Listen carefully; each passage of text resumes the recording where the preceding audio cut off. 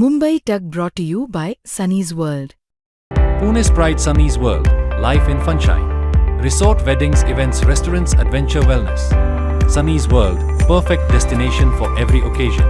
पाय जाम दुखतो, गुडघे थकवाने एकदम होत आहे बस. इथलं पाणी पिल्यामुळे काय त्रास झाला तुम्हाला? मला जुलाब आणि उलटी व्हायला लागली बस. रुग्णांची संख्या वाढली आहे या ठिकाणी. हां तेवढी आहे, वाढलेली आहे. नेहमी किती येतात आणि मागच्या 2-3 दिवसांपासून ती संख्या किती वाढली? म्हणजे वाढली आहेत. आपण डॉक्टर साहेबांशीच बोलून घ्या. बरेचसे पेशंट वाढून जातात. सध्या महाराष्ट्राचं विधिमंडळ अधिवेशन सुरू आहे आणि मी अगदीच विधान भवनाच्या समोर असलेल्या मंत्रालयात आहे. मंत्रालयाच्या या शासकीय दवाखान्यात आपण जर पाहिलं तर या ठिकाणी या चपलांवरून आणि आतमध्ये असलेली जी संख्या आहे याच्यावरून आपल्याला कळू शकतं की गेल्या काही दिवसांपासून असं सांगितलं जात आहे की या ठिकाणी रुग्णांची संख्या जी आहे ही वाढलेली आहे. विशेषतः हे सर्व सरकारी कर्मचारी आहेत जे मंत्रालयात या ठिकाणी काम करतात आणि बहुतांश जे रुग्ण या ठिकाणी येत आहेत, जे कर्मचारी या ठिकाणी येत आहेत, असं म्हटलं जातं की त्यांना एकतर उलट्या, जुलाब याचा मोठ्या प्रमाणात त्रास होतोय. आता हा त्रास का होतोय तर कर्मचारी जरी कॅमेऱ्यावरती आमच्याशी बोलत नसले तरी या ठिकाणी जे सांगण्यात येत आहे त्यानुसार मंत्रालयात जे पिण्याचं पाणी आहे ते प्रचंड मोठ्या प्रमाणात दूषित झालेलं आहे. काही लोक सांगतायत की या ठिकाणी क्लोरीन त्यामध्ये मिसळण्यात आलेलं होतं, ज्याच्यामुळे इथल्या कर्मचाऱ्यांना, अधिकाऱ्यांना मोठ्या प्रमाणात त्रास होतोय.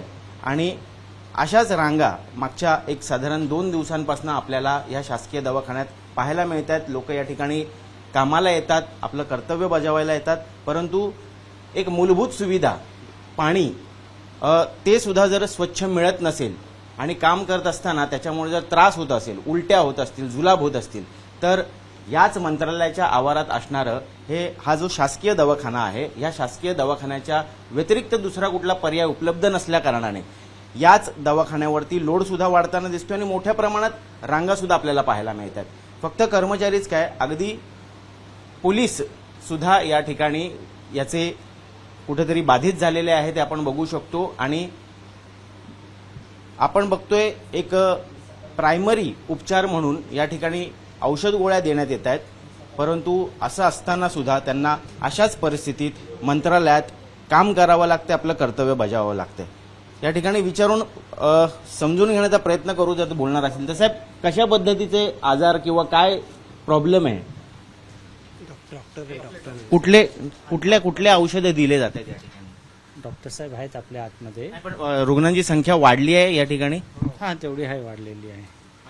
नेहमी किती येतात आणि मागच्या 2-3 दिवसांपासून ती संख्या किती वाढली? म्हणजे वाढली आहेत. आपण डॉक्टर साहेबांशीच बोलून घ्या, जरा त्यांच्याशी बोललो. कुठल्या पद्धतीचे या ठिकाणी म्हणजे कशासाठी येत आहेत लोक? उपचार कशासाठी मागतात? लूज मोशनचे आहेत आणि लूज मोशनचे जास्त पेशंट आहेत सध्या. पण त्याचं कारण काय कळलंय का? म्हणजे लोक इथे बाहेर म्हणतायत की पाणी दूषित असल्यामुळे त्यांना त्रास होतोय. आता ते कसं आहे ते आम्हीच माहिती, तर मी त्यांना एवढं आम्ही नाही सांगू शकत. प्राथमिक औषध उपचार तुम्ही करताय. किती साधारण काल दिवसभरात लोक आली? आहेत 100-150 नेहमी किती येतात? आहेत ते म्हणजे आहेत 50-100 असतातच, पण आता थोडी जास्त पेशंट आहेत, जास्त वाढले. आपण प्रयत्न करूयात. आता हे बघा, हे ग्राउंड स्टाफ आहे, कर्मचारी आहे. तुम्हाला काय झालंय? पाय जाम दुखतो, गुडघे थकवाने एकदम होत आहे बस एवढं. हो. तुम्हाला लूज मोशन उलटी कशामुळे? माहित नाही पण व्हायला लागलं मला. इथं पाणी खराब आहे, दूषित आहे असं म्हणतायत, खरं आहे का?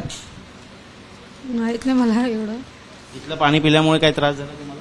मला जुलाब आणि उलटी व्हायला लागली बस. आपण डॉक्टरांना विचारून समजून घेण्याचा प्रयत्न करूयात. खरं तर सर नमस्कार. सर, फक्त एवढंच विचारायचं होतं की दूषित पाणी असल्यामुळे रुग्णांची संख्या वाढली आहे किंवा कर्मचाऱ्यांना त्रास होतोय का? नाही, तसं सांगता येत नाही आणि आम्ही या विषयावर बोलू शकत नाही. तुम्ही डायरेक्टर साहेबांनी विचारून घ्या. पण दूषित पाणी आम्ही पण ते पाणी पितोय, असा काही प्रॉब्लेम आम्हाला नाही झालेला आहे. अनेक डिपार्टमेंट्समध्ये आम्ही बघितलं, डेस्क ऑफिसर असतील, क्लर्क असतील, त्यांनी आता बिस्लेरी बॉटल ज्या आहे त्या बाहेरून आणली. त्याच्या बाबतीत आम्ही काय बोलू शकतो.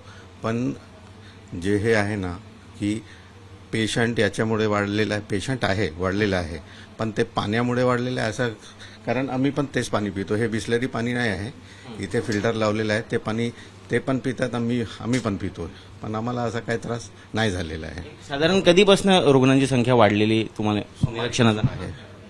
सोमवारपासून आहे पेशंट, सोमवारपासून आहे. पाऊस पडला आणि त्याच्यानंतर हा फरक जाणवला. आता पाऊस नंतर कसं आहे की व्हायरल इन्फेक्शन होतो, बॅक्टेरियल इन्फेक्शन होतोय, फंगल इन्फेक्शन होतोय. तर जर क्लायमेट चेंजेस झाले ना, तर क्लायमेट चेंजेसमुळे बरेचसे पेशंट वाढून जातात. ठीक आहे, तर ह्याच्यामुळे झालेलं आहे असं आपल्याला सांगता येणार नाही.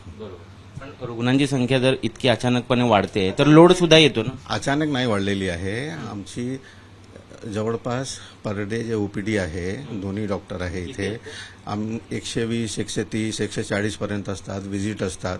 तर फ्लक्च्युएशन असतो, कधी कधी एखादा दिवस कमी असतो, एखादा दिवस जास्त असतो. पण जेव्हा क्लायमेटिक चेंजेस असतात ना, तर व्हायरल, बॅक्टेरियल, फंगल असं बरेचसे इन्फेक्शन असतात. आणि कसं आहे, इथे कोणी लहान बाळ नाही आहे. ठीक आहे, इथे जे पेशंट असतात ना, ते 21, 23 तेव्हापासून त्यांची जॉईनिंग असतात आणि 60 पर्यंत असतात. तर लाईफस्टाईल डिझिजेस आहे, तर डायबिटीज आहे, हायपरटेन्शन आहे. त्याच्यामुळे कसं आहे की इम्युनिटी थोडीशी कॉम्प्रोमाइज होऊन जातात. तर बरेचसे पेशंट असे असतात की इम्युनिटी कॉम्प्रोमाइज आहे, त्याच्यानी पण त्यांच्या पेशंट वाढून जातात. इट इज नॉट की याच्यामुळे झालेलं आहे, पण पेशंट वाढलेला आहे. स्पेसिफिक डिसऑर्डर तुम्हाला जाणवला मागच्या 2 नाही, उलट्या, जुलाब आणि अशा गोष्टी? पेशंट कधी कधी उलटी, जुलाब याचे आहे, पण इतकं नाही आहे जितकं आपण असं वाटतोय ना की सर्वांना झालेलं आहे. जवळपास मंत्रालयात 6,000 ते 8,000 कर्मचारी आहे. तर 200 पेशंट म्हणजे काय आहे, तुम्ही त्याचे ॲव्हरेज काढा. तर 25-50 पेशंट कधी कमी जास्त होतो. ठीक आहे, अगदी बरोबर आहे. डॉक्टर जे सांगतायत ते त्यांच्या कार्यकक्षेत त्यांचं उपचार करणं हे त्यांचं कर्तव्य आहे, ते करतायत, ते बजावतायत. परंतु त्याची मूळ कारणं काय आहेत हे प्रशासनानंच मला वाटतं याची चाचपणी केली पाहिजे आणि आम्ही त्याचाही प्रयत्न करू. PWD असेल किंवा इतर कार्यालय असतील आणि अधिकारी असतील त्यांना विचारण्याचा प्रयत्न करू की नेमका दूषित पाण्याचा प्रभाव आहे का. परंतु तुम्ही तुमच्या बाजूने जी गोष्ट सांगितली ती सुद्धा अगदी योग्यच आहे असं आपण या ठिकाणी प्रेक्षकांना सांगायला हवं.